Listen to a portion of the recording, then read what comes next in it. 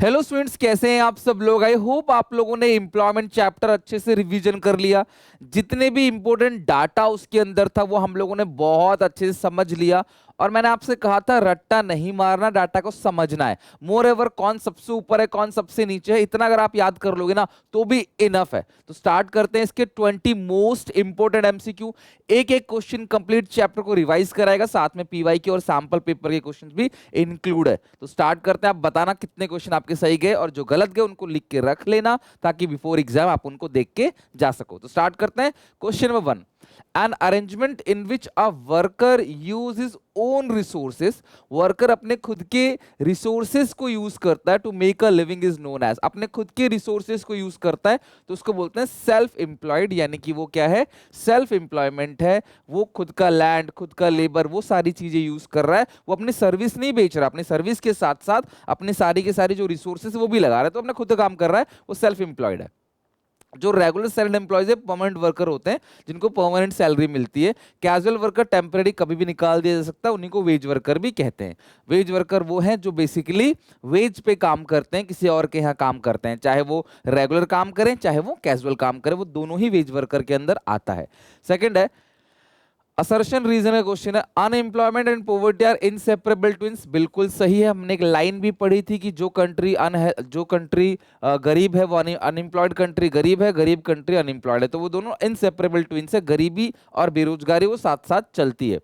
Unemployment is the root cause of all socio economic evil, ये गलत है।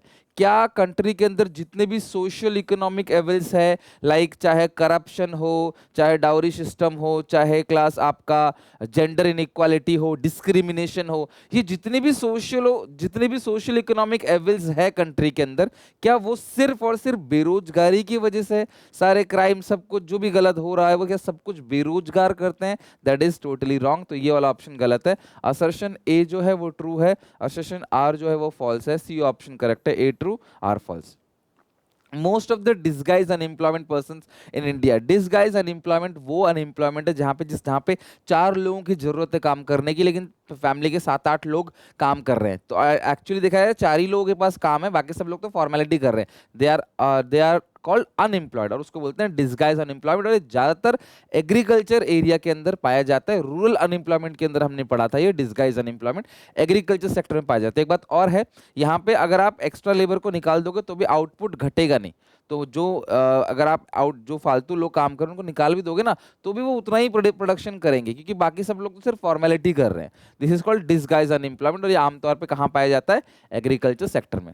Rohan the owner of land grow only 2 crops in year, ये 8 से 9 महीने काम करता है, बाकी महीने ये अनएम्प्लॉयड रहता है। तो यानी कि ये किसी सीजन में काम करता है, किसी सीजन में काम नहीं करता। तो ये कौन सा अनएम्प्लॉयमेंट है? सीजनल अनएम्प्लॉयमेंट है।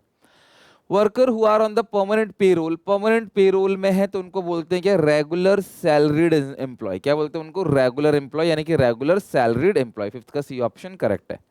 Owing to the efforts of dash the Indian government initiated modernisation, Indian government ने इंटरनेशनल लेबर ऑर्गेनाइजेशन की एफर्ट से इन्होंने क्या किया? इनफॉर्मल सेक्टर के अंदर क्या मॉडर्नाइजेशन को इनिशिएट किया। तो किसमें? International labour organisation ILO। 6 का ये बी ऑप्शन करेक्ट है। Dash account for second major source of employment in rural area, rural area में सबसे ज्यादा लोग कहाँ काम करते हैं? रूरल एरिया में सबसे ज्यादा लोग सेल्फ एम्प्लॉयड होते हैं, रैंक नंबर 1। रैंक नंबर 2 पे वहां पे कैजुअल वर्कर होते हैं। रैंक नंबर 3 पे रेगुलर सैलरी एम्प्लॉय, वहां पे रेगुलर नौकरी नहीं लगती आमतौर पे रूरल एरिया में। और वहीं पे ये रूरल एरिया है।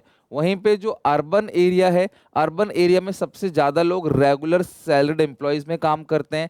सेकंड नंबर पे अपना खुद का काम सेल्फ एम्प्लॉयमेंट, और थर्ड नंबर पे वो क्या करते हैं? कैजुअल वर्कर होते हैं। ठीक है क्या? तो यहाँ क्वेश्चन क्या कह रहा है? Dash account for second major source in rural area, तो रूरल एरिया में सेकंड मेजर सोर्स है casual worker, while dash account for second major source in urban area, urban area में सेल्फ एम्प्लॉयड। तो इस हिसाब से इसका बी ऑप्शन करेक्ट है, कैजुअल वर्कर और self employed. Read the following statements carefully. The nature of unemployment problems in India is unifaceted. क्या एक ही टाइप का प्रॉब्लम है अनएम्प्लॉयमेंट का इंडिया में? नहीं, गलत है। रूरल भी है, अर्बन भी, उसके अंदर भी कई पार्ट है। Worker population ratio is an indicator used for analysing the employment situation in a country, बिल्कुल करेक्ट है। वर्कर पॉपुलेशन रेशियो एक ऐसा इंडिकेटर है जहां पे वर्कर अपन पॉपुलेशन इनटू 100 करते हैं हम लोग, वो एक ऐसा इंडिकेटर है जहां पे हम कंट्री के अनएम्प्लॉयमेंट सिचुएशन के बारे में पता करते हैं, एम्प्लॉयमेंट सिचुएशन के बारे में पता करते हैं, कितने लोगों से एक्चुअली में काम है ना, एम्प्लॉयमेंट सिचुएशन, सॉरी, कितने लोगों के पास एक्चुअली में काम है वो हमें यहाँ पे पता पड़ जाता है। तो पहला रॉन्ग है, दूसरा करेक्ट है, इस हिसाब से 8th का बी ऑप्शन करेक्ट है। Statement 1 false, statement 2 true. People whose age group are treated as productive labour force, generally जो प्रोडक्टिव लेबर फोर्स है वो अलग अलग मायने में अलग अलग, जैसे इंटरनेशनल लेबर ऑर्गेनाइजेशन कुछ कहता है, या फिर इंडिया में अलग अलग पैरामीटर पे अलग अलग रीजन, डेमोग्राफिक रीजन के अकॉर्डिंग अलग अलग माना जाता है। तो आम तौर पे जो है वो 14 to 64 या 15 to 60, 15 to 59 या 15 to 60 आमतौर पे माना जाता है। तो यहाँ पे जो सबसे बेस्ट ऑप्शन है वो है बी, ठीक है। तो ऐसा कंफ्यूजिंग ऑप्शन नहीं मिलेगा, क्लियर ऑप्शन मिलेगा अगर आपको आता है तो, वैसे ऐसे क्वेश्चन के चांस कम होते हैं। 15 to 60 is the best answer, क्योंकि बाकी सब गलत है ऑप्शन ना, 18, 21, 50 ये सब गलत है। अज्यूमिंग इन हाइपोथेटिकल इकोनॉमी, आप भी ना जैसे मैं क्वेश्चन दिखाता हूं तो वीडियो पॉज करके खुद ट्राई करा करो आंसर देने का, कि आप दे पाते हो कि नहीं अपने आप, क्योंकि अभी आप मेरे अकॉर्डिंग दोगे ना आंसर तो मेरे व्यू के अकॉर्डिंग चलोगे तो वो ईजी हो जाएगा आपके लिए आंसर देना, वहां पे मेरा दिमाग लग रहा है, तो आप खुद ट्राई करा करो अपने आप आंसर देने का। Assuming in a hypothetical economy, real GDP 9% है during the fiscal year, real GDP को ट्रू इंडिकेटर माना जाता है जीडीपी वेलफेयर का, याद है ना, वही रियल जीडीपी है, बेस ईयर प्राइस वाला। However the economy face a significant challenge in terms of creating adequate number of employment opportunity. GDP तो बढ़ रही है, 9% जीडीपी है, जीडीपी बढ़ रहा है लेकिन रोजगार नहीं बन रहा, इसका मतलब क्या है, जॉबलेस ग्रोथ, यानी कि लोग जो है वो जॉब नहीं ले पा रहे, लेकिन कंट्री की जीडीपी जो है बढ़ रही है, कंपनी में प्रोडक्शन बढ़ रहा है क्योंकि लोग मशीन से बना रहे हैं सामान।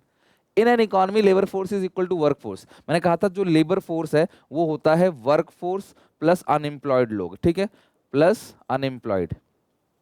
तो जो लेबर फोर्स वर्क फोर्स के बराबर तभी होगा जब अनएम्प्लॉयमेंट जीरो होगी। तो जहां पे रहा देयर इज नो अनएम्प्लॉयमेंट, अगर अनएम्प्लॉयमेंट नहीं है it means labour force work force के बराबर है। जितने लोग काम करना चाहते हैं, काम करने के लायक हैं, उतने लोगों के पास काम है, मतलब बेरोजगारी नहीं है बिल्कुल भी।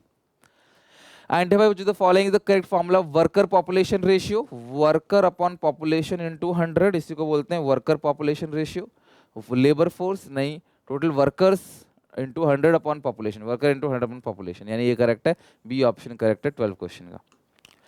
Laser women are found in regular salaried employ, लड़कियों की ना परमानेंट जॉब कम लगती है महिलाओं की, क्योंकि job generally require high skills, ये भी करेक्ट है, higher skills, higher level of literacy चाहिए, और आज भी रूरल एरिया में महिलाओं को ज़्यादा पढ़ाया नहीं जाता कि भाई ठीक है बेसिक पढ़ाई कर लो, बहुत ज़्यादा नहीं पढ़ना। Lack of mobility among women, women को बहुत सोशल कॉन्स्ट्रेंट है जिसकी वजह से महिलाओं का मूवमेंट करना बड़ा मुश्किल है, लेट नाइट शिफ्ट काम करना मुश्किल है, दूर दूर तक जाना मुश्किल है, तो इसीलिए लोग ना कतराते हैं कि परमानेंट जॉब महिलाओं को देने के लिए। 13 का सी।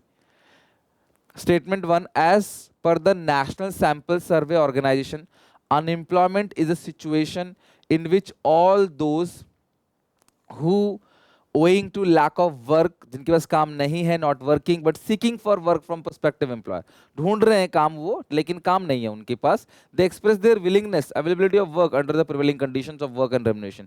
मैं उस रेट पे भी काम करने को तैयार हूँ, मैं काम करना जानता भी हूँ, कंडीशंस पे भी काम करने को तैयार हूँ, मैं हर बात मानने को तैयार हूँ आपकी, लेकिन फिर भी आप मुझे जॉब नहीं दे रहे क्योंकि इकोनॉमी में जॉब है ही नहीं। This is called real unemployment, यही अनएम्प्लॉयमेंट है। तो ये स्टेटमेंट बिल्कुल ठीक है। और disguise unemployment generally massive problem in highly populated country like India, हमारे कंट्री में डिस्गाइज अनएम्प्लॉयमेंट जो है काफी ज्यादा पॉपुलर है, ये भी करेक्ट है। तो पहला दूसरा स्टेटमेंट दोनों करेक्ट है, तो 14 का सी ऑप्शन करेक्ट है, बोथ स्टेटमेंट्स आर ट्रू। ये इस साल के सैंपल पेपर का क्वेश्चन है।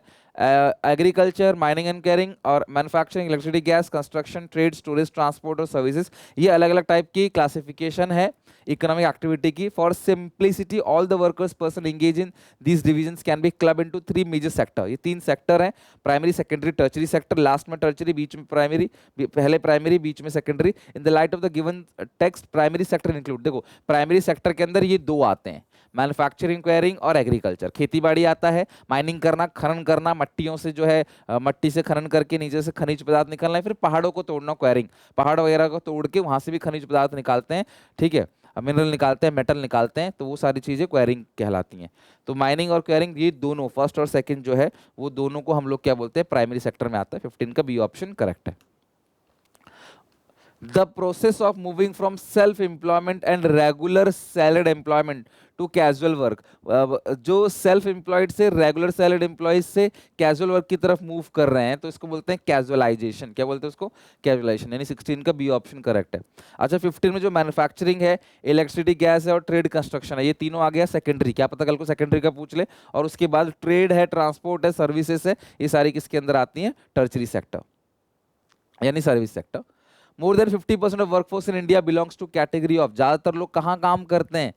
Self employed, regular salaried employees, casual worker, या नन ऑफ दीज। देखो जो सबसे ज्यादा लोग काम करते हैं आज भी वो अपना खुद का काम करते हैं। सेल्फ एम्प्लॉयड लोग जो है वो मेजर शेयर है टोटल, अर्बन रूरल एरिया सब कुछ मिला के टोटल सेल्फ एम्प्लॉयड लोग सबसे ज्यादा हैं। उसके बाद कहीं कैजुअल वर्कर आता है, फिर आता है regular salaried employ. In which of the following type of unemployment is marginal productivity of worker is zero. यानी कि 5 लेबर लगा रहे हैं 100 आउटपुट बना रहे हैं, 6 लेबर लगा रहे हैं तो भी 100 आउटपुट बना रहे हैं, तो इसका जो मार्जिनल प्रोडक्टिविटी है इसने कितना कंट्रीब्यूट किया? जीरो। इसी को बोलते हैं डिसगाइज अनएम्प्लॉयमेंट। ऑलरेडी इनफ लोग काम कर रहे हैं, बाकी लोग आगे काम कर रहे हैं, प्रोडक्शन उतना ही हो रहा है। This is called disguise unemployment. यानी 18 का डी ऑप्शन करेक्ट है। Jobless growth leads to unemployment. Jobless growth से बेरोजगारी होती है, कंपनी मशीनों से प्रोडक्शन करती है और लोगों को काम नहीं मिलता है। क्यों? लेबर रिफ्यूज टू माइग्रेट, नहीं, लेबर तो माइग्रेट हो जाते हैं। लेबर इज वेरी एक्सपेंसिव, ऐसा भी नहीं है। ग्रोथ रेट इज लो, ऐसा भी नहीं है। Growth is due to technological, यहाँ पे जो ग्रोथ हो रहा है ना वो टेक्नोलॉजिकल एडवांसमेंट की वजह से हो रहा है, ना कि लेबर की प्रोडक्टिविटी की वजह से। तो डी ऑप्शन करेक्ट है, इसी को बोलते हैं jobless growth. Assertion reason, government can try to reduce unemployment through special poverty removal program, correct है। गवर्नमेंट गरीबी हटा सकती है, मतलब वो अनएम्प्लॉयमेंट बेरोजगारी हटा सकती है। सरकार के कुछ पॉवर्टी रिमूवल प्रोग्राम आते हैं, मनरेगा जैसे स्कीम सरकार लाके गरीबी हटा सकती है, तो करेक्ट स्टेटमेंट है। Such poverty removal program directly और indirectly leads to employment generation, और ये जो प्रोग्राम है ये डायरेक्टली सीधा सीधा या इनडायरेक्टली भी रोजगार बना सकती है। इनडायरेक्टली पता क्या होता है? जैसे अगर मेरे यहाँ सड़क बन गई, ठीक है, सड़क बन गया, इंफ्रास्ट्रक्चर अच्छा है, तो शायद मैं सड़क बन गया है तो मैं ऑटो गाड़ी चला सकता हूँ कुछ ना कुछ, या फिर मैं वहाँ पे डिलीवरी जल्दी करवा सकता हूँ ब्लिंकिट टाइप्स का, तो वहाँ से इनडायरेक्टली मुझे जो है वो रोजगार मिल गया। और सड़क जो बना रहे हैं उनको तो काम मिल ही रहा है सड़क बनाने का, तो वो डायरेक्टली इंप्लॉयमेंट हो गया। तो डायरेक्ट इनडायरेक्ट दोनों टाइप के इंप्लॉयमेंट जनरेशन हो सकता है अगर सरकार प्रोग्राम बनाती है, पॉवर्टी एलिवेशन प्रोग्राम। तो ये स्टेटमेंट इसी को एक्सप्लेन कर रहा है, दोनों स्टेटमेंट करेक्ट है और ये उसका करेक्ट एक्सप्लेनेशन भी है, तो ये ऑप्शन करेक्ट है। Both statements are true and reason is the correct explanation of assertion. Okay, चलो बताओ आउट ऑफ 20 कितने क्वेश्चंस आपके सही गए। आई होप कि आपके 20 में से 20 क्वेश्चन सही गए हो और अच्छे से ये पूरे के पूरे 20 क्वेश्चंस आपको समझ आ गए हो। मिलते हैं नेक्स्ट वीडियो में नए चैप्टर के साथ। इसको प्लीज पढ़ के आना, कोई डाउट कोई दिक्कत हो तो कमेंट्स में लिखना, ठीक है। Till then take care, bye bye.